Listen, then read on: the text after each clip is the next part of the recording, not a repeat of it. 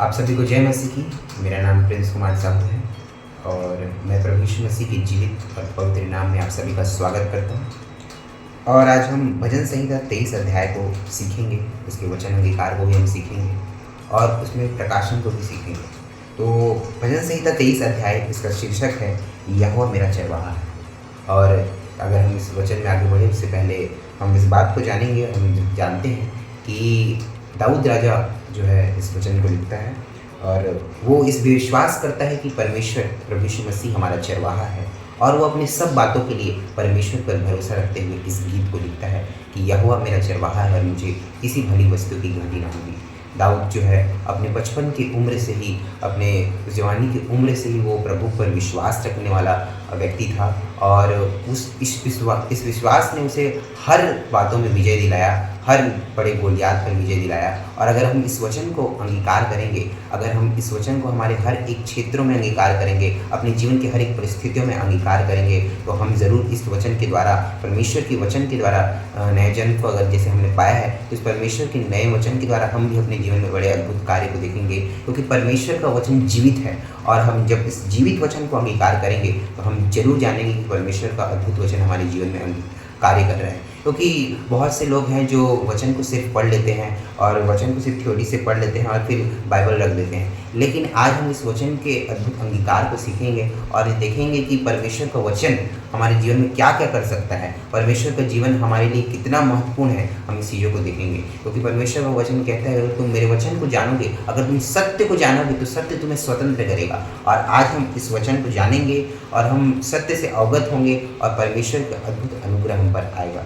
तो जैसे यहाँ पर पहला पद लिखता है कि यहोवा मेरा चरवाहा है, मुझे कुछ घटी ना होगी, वह मुझे हरी हरी चराइयों में बैठाता है, वह मुझे सुखदाई जल के झरने के पास ले चलता है। तो इसे आप अंगीकार कर सकते हैं कि यहोवा मेरा चरवाहा है, मुझे किसी भली वस्तु की घटी ना होगी, मुझे बुद्धि की घटी ना होगी, मुझे अच्छे स्वास्थ्य की घटी ना होगी, मुझे प्रकाशन की घटी ना होगी। जो भी आपके जीवन में घटी आपको लगता है, जो भी लगता है कि आपके जीवन में ये कमी है, परमेश्वर उसे पूरा करने के लिए रेडी है। आपको अंगीकार करना है कि मेरे जीवन में इसकी घटी नहीं है, आपको अंगीकार करना है कि मेरे जीवन में अब इसकी कमी नहीं है, अब परमेश्वर उसे पूरा कर रहा है। और वो कहता है कि वह मुझे हरी हरी चराइयों में बैठाता है, वो मुझे सुखदाई जल के झरने के पास ले चलता है। यस, परमेश्वर आपके आगे आगे है। जिस प्रकार वो हर एक इस्राएलियों के साथ आगे आगे था, जिस प्रकार वो दाऊद के साथ आगे आगे था, जिस प्रकार वो दानियल के साथ आगे आगे था, वही परमेश्वर, वही सनातन जीवित परमेश्वर आज आपके साथ आगे आगे है। हमें इंकार करना है कि वह मुझे हरी हरी चराई में बैठाता है, वह मुझे सुखदाई जल के झरने के पास वो मुझे आगे ले चलता है। इस प्रकार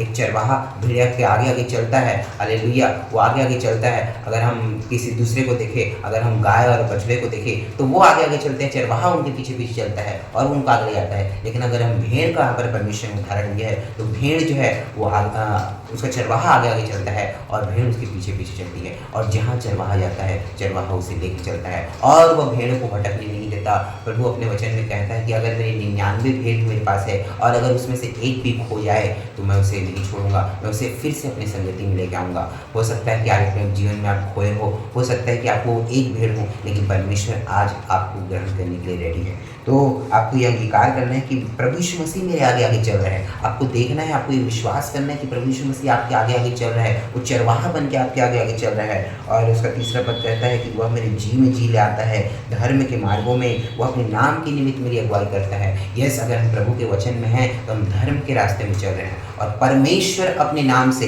प्रभु अपने नाम से आपकी अगुवाई करेगा, आपको हर एक रास्ते पे ले चलेगा। और चौथा पद लिखा है, चाहे मैं घोर अंधकार से भरी हुई तराई में होकर चलूं तो अभी आनी से न डरूंगा, क्योंकि तू मेरे साथ रहता है। हालेलुया। अगर हम पुराने नियम में देखें तो उस समय परमेश्वर नहीं आए थे, उस समय सचमुच अंधकार था, उस समय ज्योति इस पृथ्वी में प्रकट नहीं हुई थी। लेकिन जब ज्योति, परमेश्वर का वचन, जब प्रभु इस पृथ्वी पर प्रकट हुए तो अब हमारे जीवन में अंधकार नहीं है। अब हमें अंगीकार नहीं करना है कि प्रभु यीशु मसीह अंधकार में है, परंतु अब हम ज्योति में आ चुके हैं, अब हम ज्योति की संतान हैं। तो हमें अंगीकार करना है कि अब हम ज्योति में हैं, अब हम अंधकार में नहीं चलेंगे, अब हम वो हानि की तराई में होकर नहीं चलेंगे, अब हम ज्योति में चलेंगे। तो हमें इसे ऐसे अंगीकार नहीं करना है कि चाहे मैं घोर अंधकार से भरी हुई तराई में होकर चलूँ तो अभी हानि से न डरूंगा, क्योंकि तू मेरे साथ रहता है। हमें इसे अंगीकार करना है कि अब मैं ज्योति में चल रहा हूँ और अब मैं हानि से न डरूंगा, क्योंकि तू मेरे साथ रहता है। तेरे सोंटे और तेरी लाठी से मुझे शांति मिलती है। हालेलुया। जिस प्रकार अगर आपने देखा होगा कि भेड़ अगर कहीं गिर जाता है, भेड़ कहीं भटक जाता है, तो आपने देखा होगा कई बार प्रभु के चित्र में भी देखा होगा कि परमेश्वर के पास एक डंडा रहता है जिसका मुँह ऐसे करके रहता है और परमेश्वर उसे निकालता है, क्योंकि वैसे ही परमेश्वर आपको हर एक गड्ढे से निकालने के लिए तैयार है। उसके सोंटे, उसके लाठी से आपको शांति मिलती है, हमें शांति मिलेगी। अगर हमारे जीवन में हम कहीं भी भटके हुए हैं तो परमेश्वर हमें निकालेगा और हमें सही राह पर चलाएगा।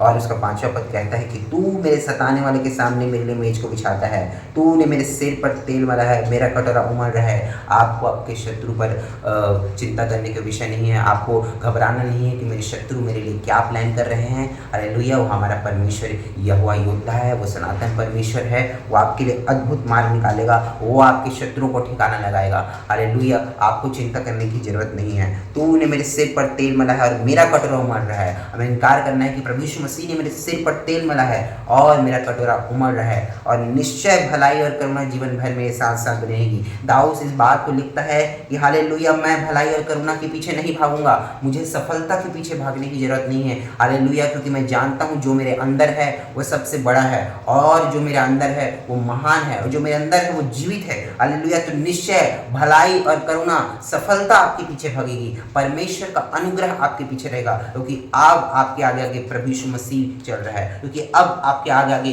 पवित्र आत्मा का अभिषेक चल रहा है। हालेलुया, तो हमें इस प्रकार से अंगीकार करना है कि निश्चय भलाई और करुणा जीवन भर में साथ साथ बनी रहेगी, और मैं यहोवा के धाम में सर्वदा रहूँगा, सर्वदा वास करूँगा। क्योंकि जब आप प्रभु के स्थान में बैठते हैं, उसकी उपस्थिति में बैठते हैं, हालेलुया, सब चीज़ें आपके जीवन में पूरी होने लगती है। हालेलुया, तो हमें इस प्रकार से इस वचन को अंगीकार करना है।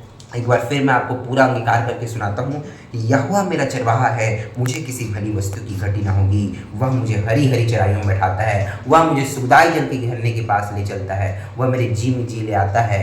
धर्म के मार्गों में प्रभु यीशु मसीह अपने नाम के निमित्त मेरी अगुवाई करता है। हालेलुया, वो मेरे सताने वालों के सामने मेरे लिए मेज को बिछाता है। प्रभु यीशु मसीह ने मेरे सिर पर तेल मला है और मेरा कटोरा उमड़ रहा है। निश्चय भलाई और करुणा जीवन भर में साथ साथ बनी रहेगी, और मैं यहोवा के धाम में सर्वदा वास करूँगा। इस प्रकार आपको वचन अंगीकार करना है, और मैं विश्वास करता हूँ जब आप इस वचन को अंगीकार करेंगे तो परमेश्वर की अद्भुत उपस्थिति आपके जीवन में होगी। आप सभी को जय मसीह की।